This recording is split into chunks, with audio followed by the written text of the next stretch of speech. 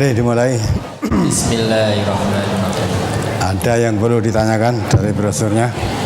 Ada beberapa pertanyaan dari brosur, Ustaz. Yang pertama dari brosur halaman pertama. Halaman berapa? Halaman pertama, Ustaz. Ya. Saya baca dulu dari pengertian khusuf. Khusuf atau khusuf ialah istilah yang diberikan untuk sholat sunnah di waktu terjadi gerhana matahari maupun gerhana bulan. Bilang rakaat dan cara pelaksanaannya. Sholat khusuf atau khusuf ini utamanya dilaksanakan di masjid secara berjamaah dan dengan khutbah sesudah sholat. Pertanyaan, karena saya seorang wanita, bolehkah apabila saya melaksanakan sholat khusuf atau khusuf ini di rumah, Ustaz? Kok sholat khusuf kok di rumah itu kenapa? Sendirian? Ya. Ya. Nah itu kan sholat khusuf itu, nah kamu membacanya belum selesai tadi. Dengan sholat itu setelah sholat nanti ada khutbahnya. Lah sendirian yang rumah khutbah apa? Khutbahi sapa sing dikhutbahi gitu. Nah, ada satu rangkaiannya. Jadi sholat khusuf itu sholatnya setelah sholat ada khutbah. Ya, nah kalau sendirian di rumah tidak ada khutbah, tidak jamaah, ya. Nah, jadi ikuti aja yang sudah dicontohkan, jangan membuat sendiri. Tuntunannya di situ kan dikerjakan di masjid dengan berjamaah. Ya. Apalagi? Saya lanjutkan. Sholat gerhana ini tanpa adzan dan iqamah, tetapi hanya panggilan misalnya as-sholatu jami'ah. Mari kita berkumpul untuk sholat. Sholat sunnah ini dikerjakan sebanyak 2 rakaat dengan bacaan jahar. Pada tiap-tiap rakaat mengandung 2 rukuk dan 2 sujud dengan cara sebagai berikut. Ada pertanyaan? Dulu kami pernah mengikuti sholat sunnah khusuf pada waktu ada gerhana matahari. Akan tetapi imam mengerjakan rukuk 1 kali dan 2 sujud. Sah tidak apabila begitu itu, Ustaz? Maka ngaji itu penting. Allah berfirman, "A'udzubillahi minasyaitonirrajim, wala taqfu ma laisa laka bihi ilmun." Dan kamu melakukan suatu perbuatan apalagi ibadah yang kamu belum tahu ilmunya. Jadi ibadah dengan ilmu ini lebih dulu mana? Ilmu dulu baru beribadah. Lah untuk mendapat ilmu malah ngaji, gitu lah. Ya, karena tidak tahu sholat khusuf, kalau seperti yang saudara tanyakan tadi berarti seperti sholat biasa, ya kan? Ada lagi yang mengimami sholat jenazah, itu seperti sholat biasa, pakai rukuk, pakai sujud. Nah, imamnya, lah makmumnya, ya makmumnya ya ikut imam. Setelah selesai baru makmum tadi tanya, ya Pak Imam, saya dulu pernah mengikuti sholat jenazah itu, tapi ya jadi makmum. Itu sebenarnya tidak pakai rukuk, nggak pakai sujud itu, ya, tidak pakai tahiyat juga. Nah imamnya baru kepergok kan, yang saya lakukan itu salah, tapi imamnya ngeyel. Ya itu kalau sholat jenazahnya biasa begitu itu. Tapi kalau jenazahnya banyak dosanya harus seperti lah. Wes malah mati ngelek-elek sing mati itu. Jadi orang jaluk ke dosa, jaluk ngapura sing mati malah nambah dosa dia itu. Dan dia diakui aja harusnya. Maka itu kalau mau ibadah itu belajar dulu. Sholat khusuf itu bagaimana toh? Sholat jenazah itu bagaimana kan? Nah, maka di sini diterangkan. Ini majelis ilmu ini sudah sampai sholat sunnah yang keempat. Nanti ada lagi, ya sholat sunnah yang lain yang belum dikenal. Walaupun sudah pernah dilakukan, tapi belum pernah diketahui ilmunya. Seperti ini tadi. Jadi imam sholatnya biasa, Ya pakai rukuk, sujud seperti sholat biasa lah. Itu tidak. Kalau sholat khusuf itu. Malah dulu sebelum model sholat, kalau ada gerhana kotean gitu kan, menuduki apa? Menuduki lesung. Kalau gerhana bulan biasanya itu. Nah, katanya bulannya dipangan buto. Nah, lesung itu digambarkan perutnya buto, terus ditutuki ben muntah. Butone dadi bulannya metu lagi.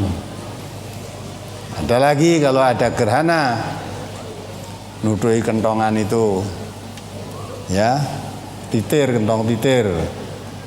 Ya, katanya nih balane Nyai Roro itu lewat, katanya gitu kan. Semacam-macam. Lah itu dibetulkan itu ya ndak mau. Ya, maka orang yang mengaji dengan tidak mengaji harus berbeda. Kalau belum ngaji dulu tidak tahu. Sekarang setelah ngaji tahu. Allah mengatakan hal yastawil ladzina ya'lamuna wal ladzina la ya'lamun. Apa sama? Ya, apa sama? Orang yang mengerti dengan orang yang tidak mengerti. Kalau orang yang tidak mengerti, sholat khusuf seperti tadi, biasalah seperti sholat biasa. Kalau orang yang mengerti, sholat khusuf itu 2 rakaat, tapi setiap 1 rakaat rukuknya 2 kali.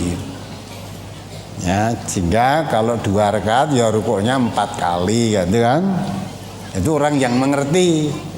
Mengerti dari mana? Mengerti dari tuntunan. Karena sholat itu Nabi memerintahkan shollu kama ra'aitumuni sholli. Sholatlah kamu seperti kalau kamu melihat aku sholat. Prakteknya Nabi kalau sholat khusuf seperti itu. Maka ikuti beliau. Jangan membuat sendiri. Kalau membuat cara sendiri, kata Nabi, man amila amalan laisa alaihi amruna fahuwa raddun. Siapa melakukan suatu perbuatan ibadah yang tidak aku perintahkan, tidak aku contohkan, maka ibadah itu ditolak, tidak diterima oleh Allah. Jangan harap pahala, ditolak kok. Ya, apalagi ini yang kan di depan ini semua dalil-dalilnya ditulis di situ. Cara pelaksanaan sholat khusuf sebagai berikut: 1. Takbiratul ihram. 2. Membaca doa iftitah. 3. Membaca ta'awud. 4. Membaca basmalah. 5. Membaca al-fatihah. 6. Membaca amin. 7. Membaca surat atau ayat Al-Quran. 8. Rukuk dan membaca tasbih rukuk. 9. Iktidal, kembali berdiri tegak. 10. Membaca surat atau ayat Al-Quran. Tangan tetap bersedekap seperti semula. Berkaitan dengan ini, dulu sewaktu saya SMA, saya diajari oleh guru agama tentang cara sholat gerhana atau khusuf. Beliau mengajarkan sholat gerhana sebagai berikut: setelah bangun dari rukuk pertama, membaca Sami Allahu liman hamidah, Rabbana walakal hamdu. Lalu tangan diangkat. Kemudian bertakbir, baru membaca surat.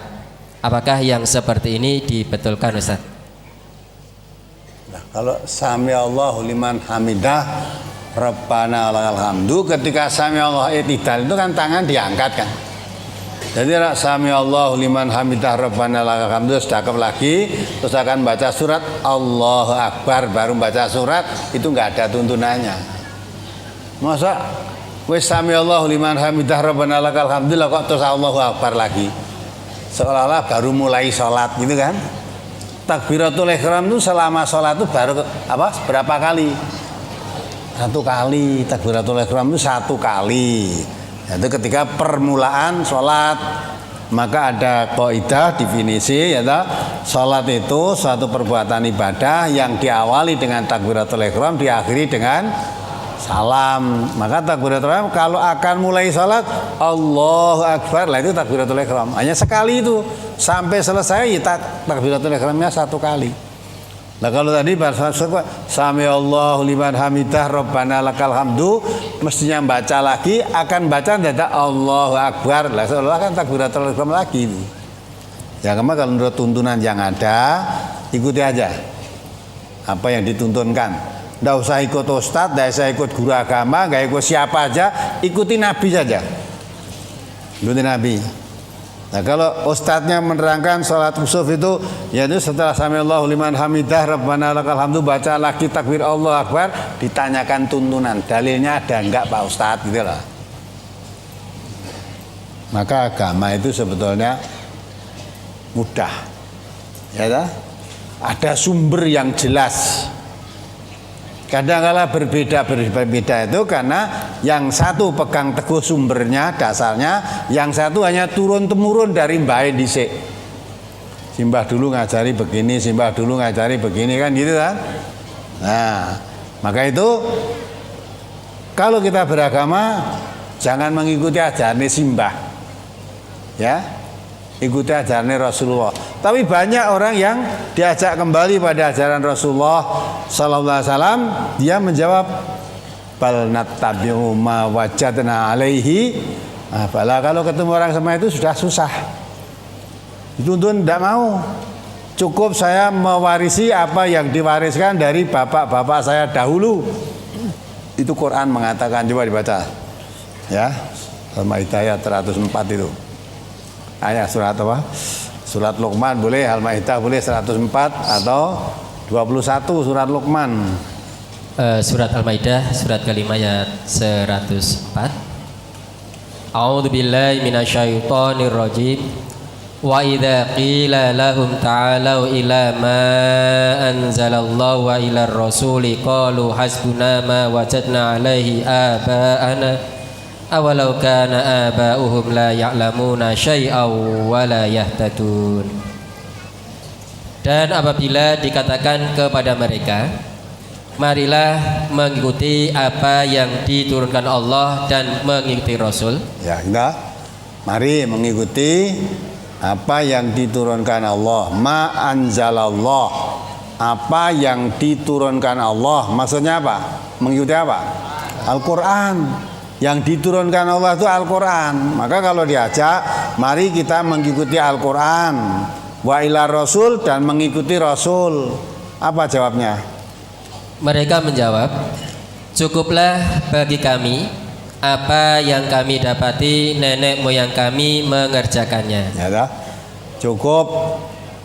Saya tidak usah ikuti orang-orang sekarang ini ngawai ajaran simbah dhisik gitu dah. Cukup kami mengikuti apa yang saya dapati dari yang diwariskan oleh nenek moyang kami dahulu. Nenek moyang saya dahulu, ya tak? Seperti ini saya nguri-uri leluhur itu ya. Nenek moyang kita dahulu kan tanggal 1 Muharram kungkum. Kalau tanggal 1 Muharram giring kebo bule.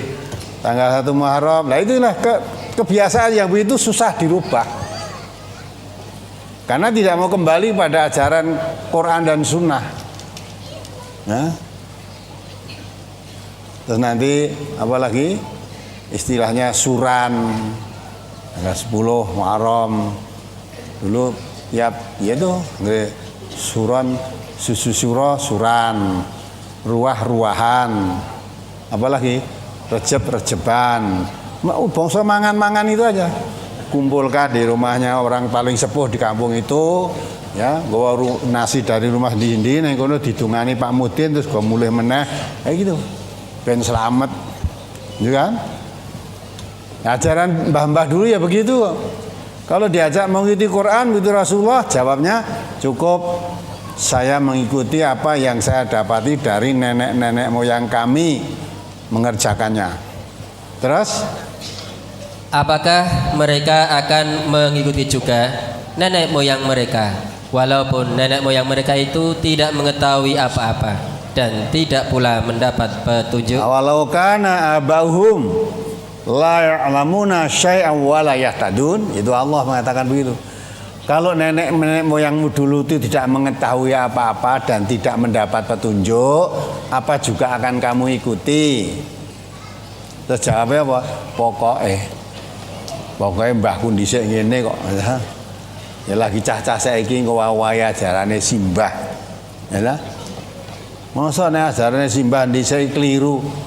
Apa mbah-mbah kita iki bakal mlebu neraka kabeh. Nah, iya. Lah nek mbahe mlebu neraka mosok arep putune ning swarga mosok ora mesake mbahe. Ya sing apik melu sisan kan itu kan. Nah, namun kalau kamu mengikuti ya silahkan. Hanya di dalam Al-Qur'an menjelaskan. Ya, seperti itu. Mestinya kita kalau orang Islam itu ikuti tuntunan Allah yaitu Al-Qur'an dan Rasulullah. Karena Rasulullah itu diangkat oleh Allah menjadi suri teladan yang baik.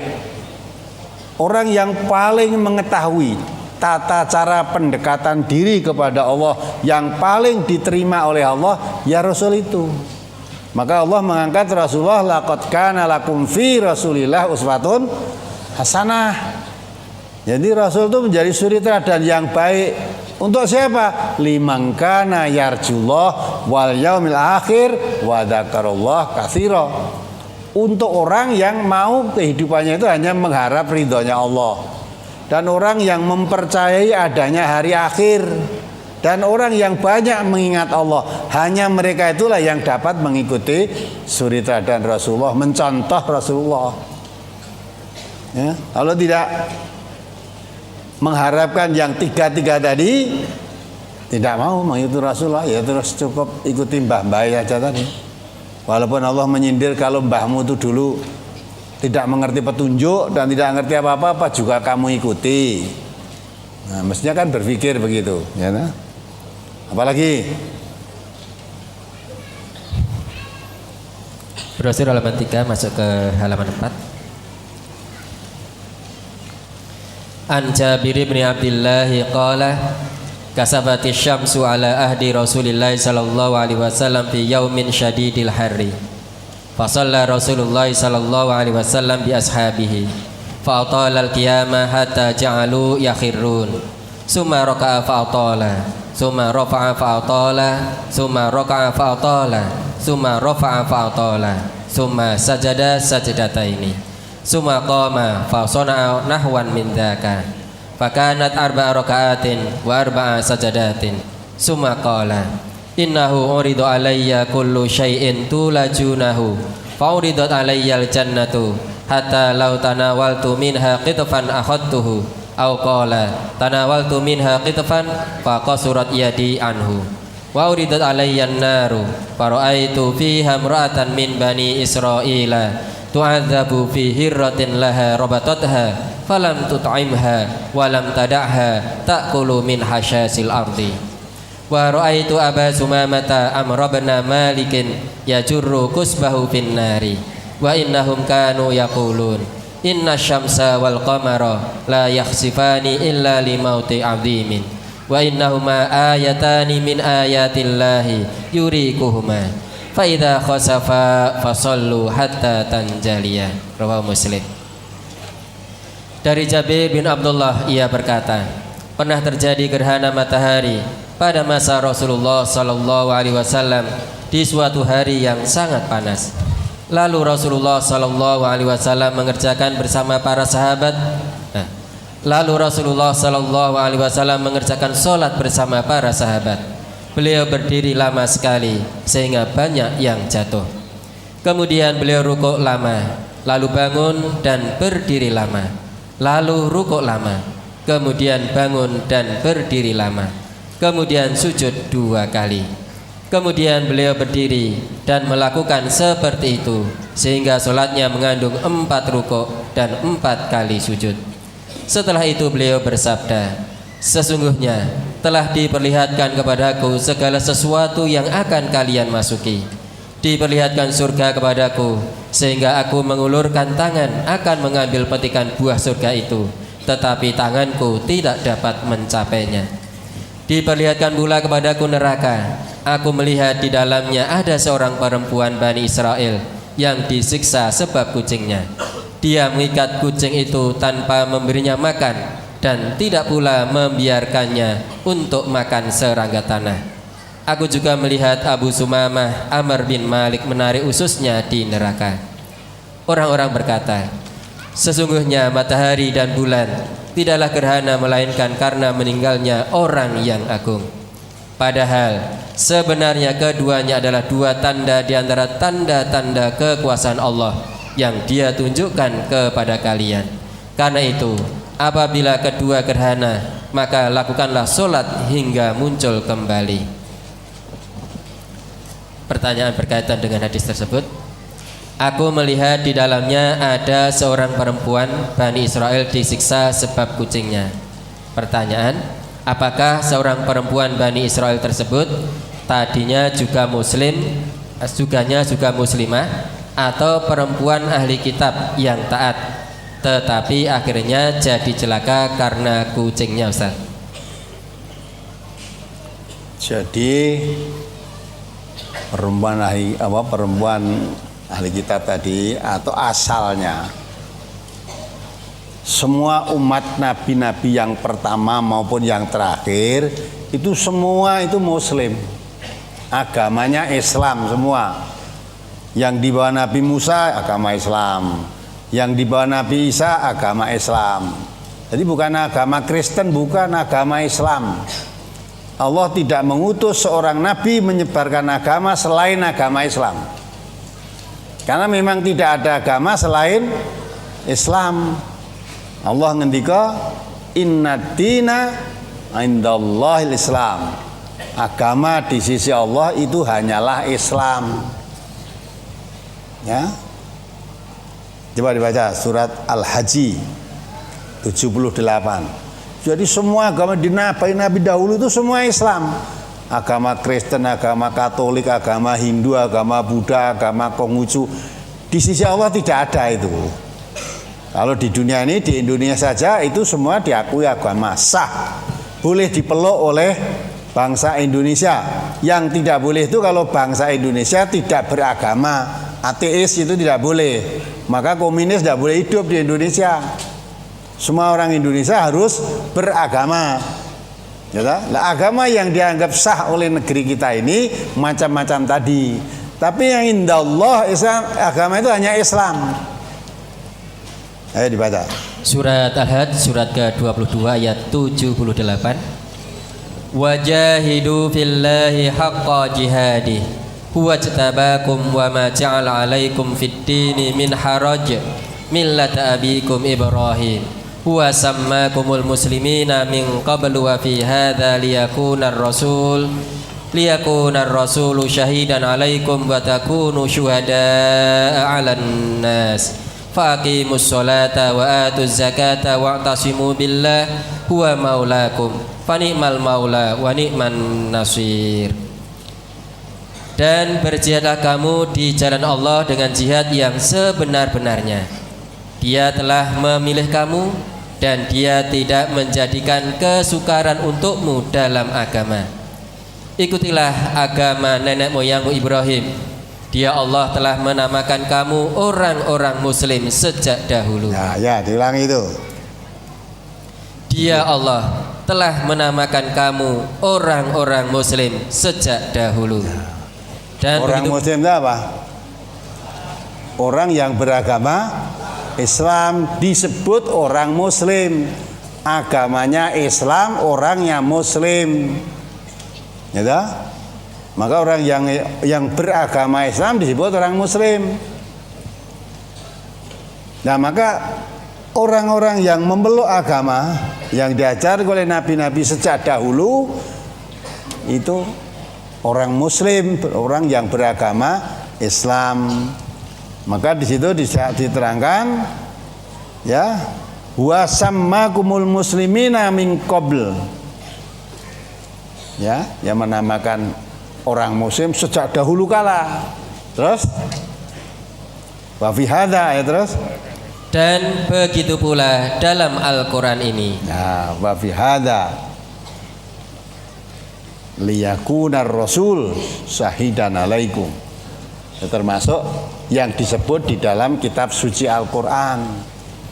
Jadi agama yang dibawa oleh para nabi dahulu dan Nabi Muhammad yang berkitab suci Quran, agamanya semuanya Islam. Terus agar Rasul Muhammad itu menjadi saksi atas dirimu dan agar kamu semua menjadi saksi atas segenap manusia. Ya. Maka laksanakanlah sholat dan tunaikanlah zakat, dan berpegang teguhlah kepada Allah. Dialah pelindungmu, Dia sebaik-baik pelindung dan sebaik-baik penolong. Dan jadi wanita Yahudi tadi yang mengikat kucing akhirnya masuk neraka, itu agamanya ya Islam.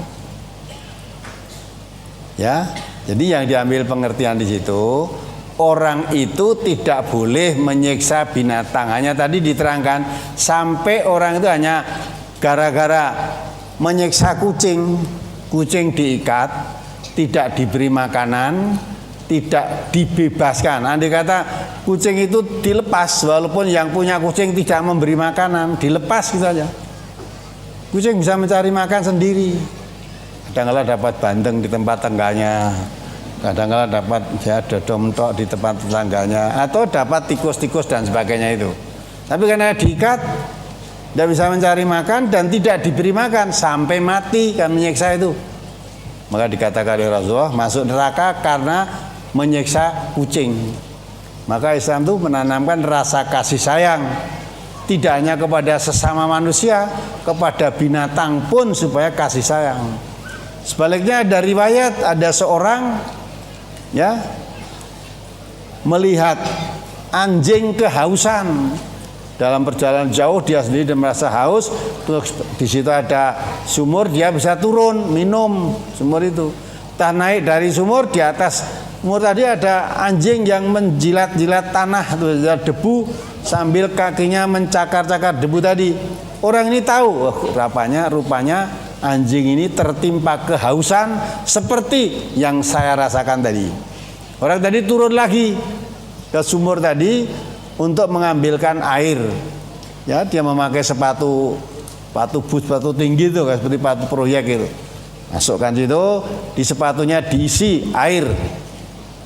Terus dia naik, dalam riwayat itu naik ke atas untuk membawa air tadi, digigit sepatu yang isi air tadi, disikit dua tangannya untuk rambatan, bisa naik ke atas.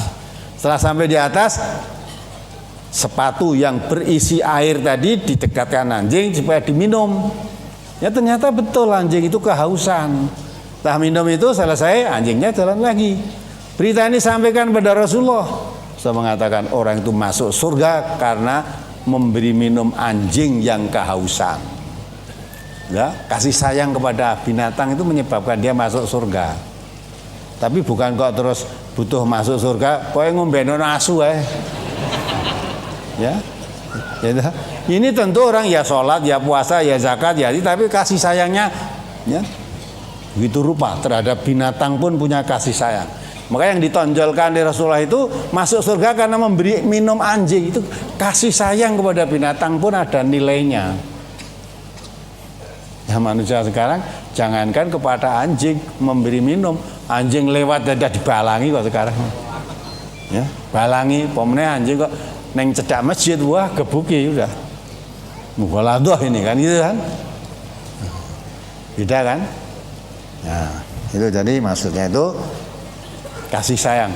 Jadi agama Islam itu mengajarkan umatnya untuk kasih sayang. Maka Nabi mengajarkan dakwah tidak mengharapkan upah apapun. Ya, Allah perintahkan qul la as'alukum alaihi ajran. Katakan Muhammad, saya tidak minta imbalan upah apapun dakwahku ini. Lah tujuannya apa? Illal mawaddatum fil qurba. Dakwah saya itu untuk menyebarkan rasa kasih sayang. Jadi Islam itu menebarkan kasih sayang. Maka sampai kepada anjing pun kasih sayang. Apalagi sesama manusia. Nah, kasih sayang itu merupakan cerminan orang yang beriman. Maka tidak kamu dikatakan beriman kalau tidak punya rasa kasih sayang. Jadi orang yang tidak punya rasa kasih sayang itu tidak punya iman. Kalau tidak punya iman jangan harapkan masuk surga. Maka Nabi kita mengatakan la tadkhulul jannata hatta tu'minu wa la tu'minu hatta tahabbu. Ya, kamu tidak akan masuk surga sehingga kamu beriman. Dan tidak kamu bisa menjadi orang yang beriman sehingga kamu adalah mempunyai rasa kasih sayang.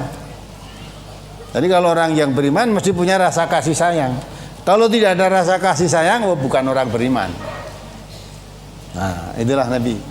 Maka Islam yang diajarkan Nabi itu ya, menunjukkan sifat kasih sayangnya Allah. Innallaha rafiqun yuhibbur rifqa.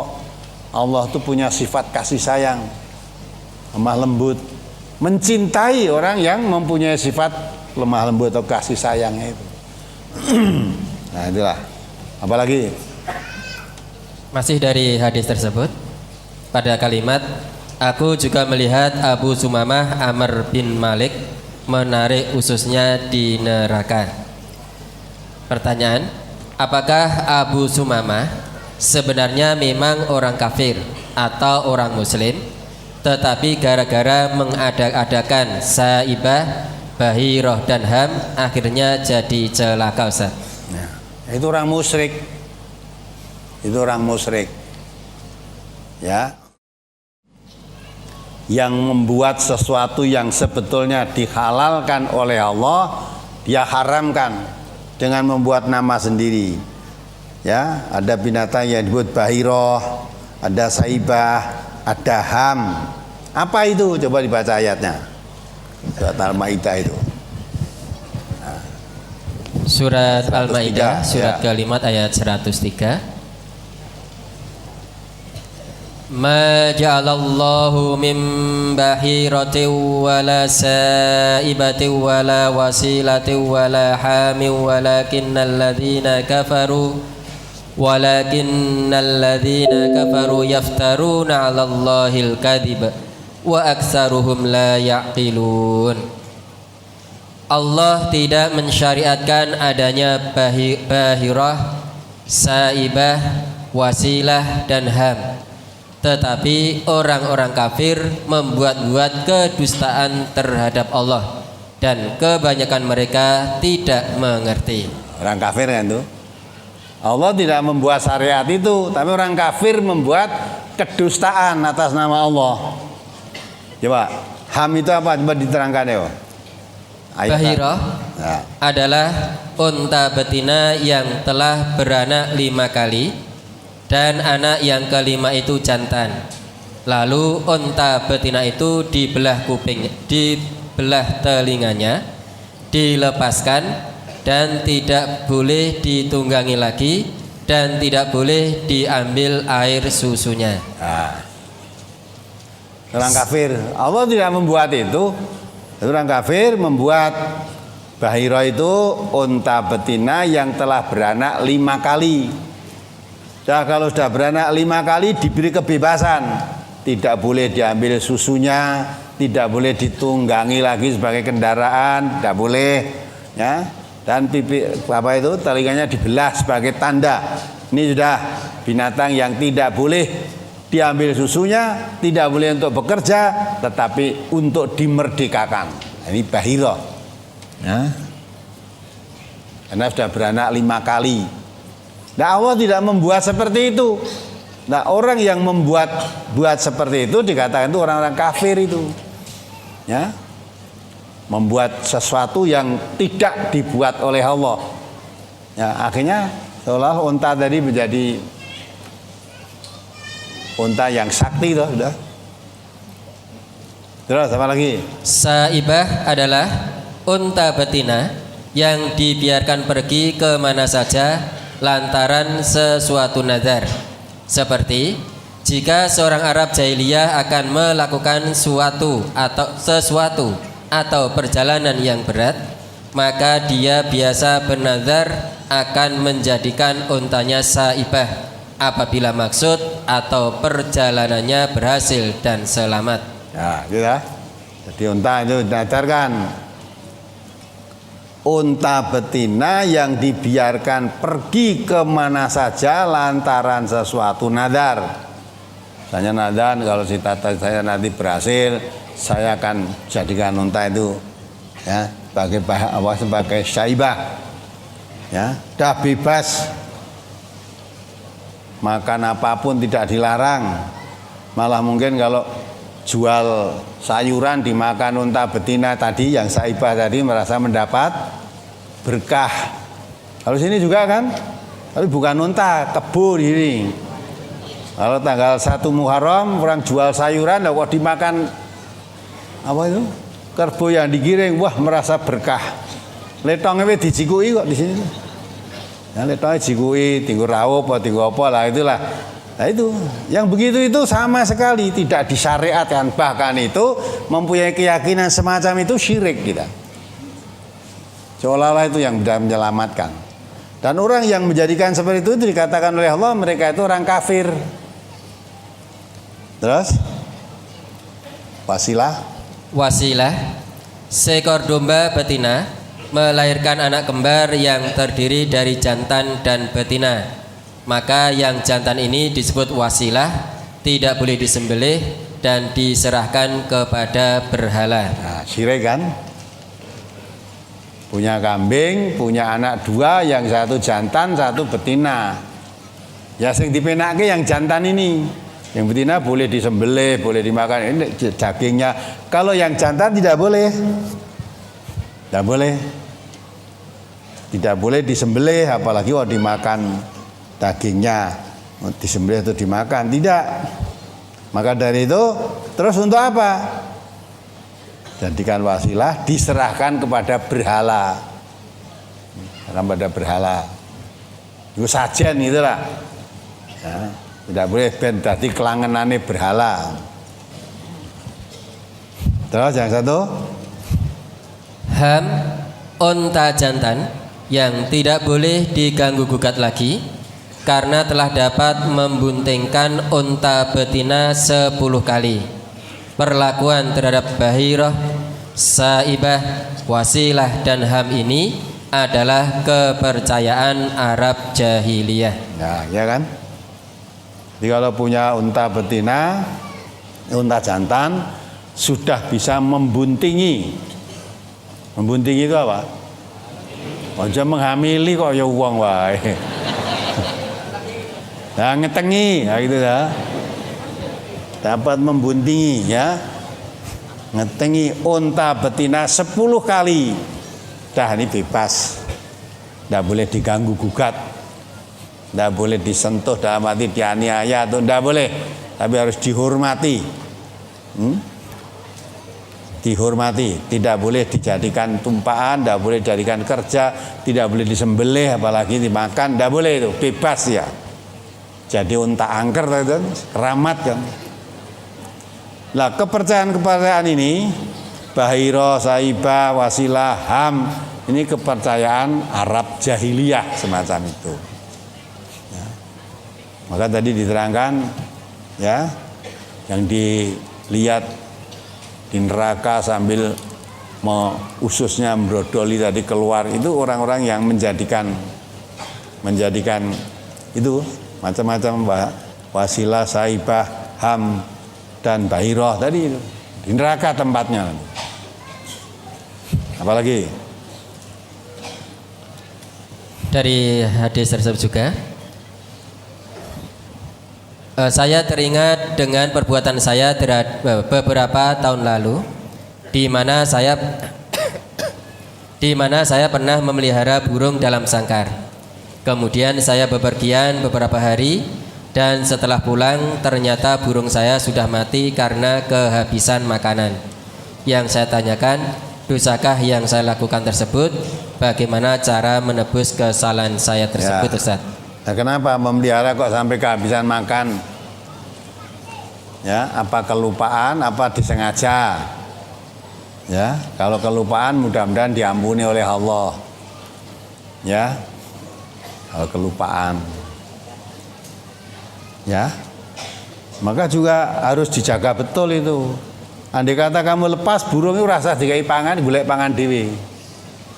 Andai kata dilepas, karena kamu masukkan dalam sangkar, tidak dikasih minum, dia kasih mati, apa? Makan ya mati udah. Kamu aja dikurung di rumah, tidak kasih makan, kasih minum ya mati kok kamu. Nah, maka istighfar, mohon ampun pada Allah. Kalau kelupaan mudah-mudahan diangkat penanya dan tidak dicatat suatu perbuatan dosa. Ya. Saya juga memelihara burung di rumah. Setiap saya mau pergi, kira-kira sehari, 2 hari, 3 hari, hampir lama, saya pesan saudara kita, tolong ya nanti burung piaraan di rumah itu jangan sampai kelaparan, jangan sampai kehausan. Udah pesan saya. Lah nanti kalau ternyata sampai mati kelaparan, yang dosa yang saya pesan. Oh iya, saya udah pesan kok.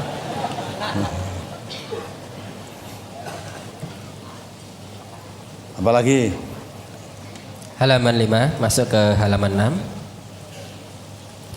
An Aisyah qalat khasafati syamsu fi ahdi Rasulillah sallallahu alaihi wasallam faqama Rasulullah sallallahu alaihi wasallam yusalli summa qala inna syamsa wal qamara min ayatillahi wa innahuma la yankhasifani li mauti ahadin wala li hayatihi fa idza ra'aitumuhuma fakabbiru wad'ullaha wa sallu wa tasaddaqu. Rawahu Muslim. Dari Aisyah ia berkata, telah terjadi gerhana matahari pada masa Rasulullah sallallahu alaihi wasallam. Kemudian beliau berdiri untuk sholat gerhana. Kemudian beliau bersabda, sesungguhnya matahari dan bulan itu diantara tanda-tanda kekuasaan Allah. Keduanya tidak gerhana karena mati atau lahirnya seseorang. Maka apabila kalian melihat yang demikian itu, bertakbirlah, berdoalah kepada Allah, sholatlah dan bersedekahlah. Hadis riwayat Muslim. Maksud dianjurkan untuk bersedekah dengan cara bagaimana? Apakah dianjurkan untuk mengumpulkan infak kepada para jamaah sholat kusuf atau bagaimana, Ustaz? Itu bukan mengumpul, bersedekah itu pribadi-pribadi. Jadi kalau gerhana, terjadi gerhana, kan tadi ada yang mengatakan karena kebetulan waktu terjadi gerhana itu kebetulan bersamaan dengan meninggalnya putranya Nabi yang namanya Ibrahim. Jadi Nabi Muhammad itu punya anak laki-laki namanya Ibrahim. Meninggal masih kecil, kebetulan waktu meninggal dunia itu bersamaan dengan gerhana. Maka orang rame mengatakan, wah ini mataharinya berkabung, ya ikut susah lah karena meninggalnya seorang putra yang agung, yaitu putra Nabi. Nah disitulah maka Nabi dalam khutbahnya menjelaskan, ya bahwa gerhana matahari maupun gerhana bulan tidak ada kaitannya dengan lahir dan matinya seseorang. Tetapi gerhana matahari dan gerhana bulan itu adalah salah satu dari beberapa tanda-tanda kekuasaan Allah. Maka kalau terjadi gerhana apa bulan atau matahari, maka sholatlah, yaitu sholat gerhana tadi. Takbir, tahmid kan suruh sholat tadi. Dan bersedekahlah. Saat itu bersedekah. Yang diperintahkan itu pribadi-pribadi kita. Kalau orang yang jamaah sholat susah dihimbau di ini berdasar hadis ini, kita diperintahkan oleh Rasulullah setelah sholat ini kita suruh bersedekah. Siapa mau sedekah mari kita kumpulkan, ya kita itu juga boleh. Tapi andai kata tidak dikumpulkan, masing-masing bersedekah, itu memang perintahnya itu pribadi-pribadi, ya tiap-tiap pribadi supaya bersedekah. Nah, itu hikmahnya, jadi bukan kok gerhana terus keyakinan-keyakinan yang lain. Dijelaskan itu tanda kekuasaan Allah. Baru gerhana aja orang sudah ribut kan. Nah, maka mengagungkan asma Allah dengan sholat dan kita bersedekah, memberikan harta kelebihan atau memberikan harta kita kepada orang-orang yang perlu mendapat atau menerima sedekah tadi. Mengajak jamaah ya boleh, ya tidak ngajak jamaah sendiri-sendiri juga boleh.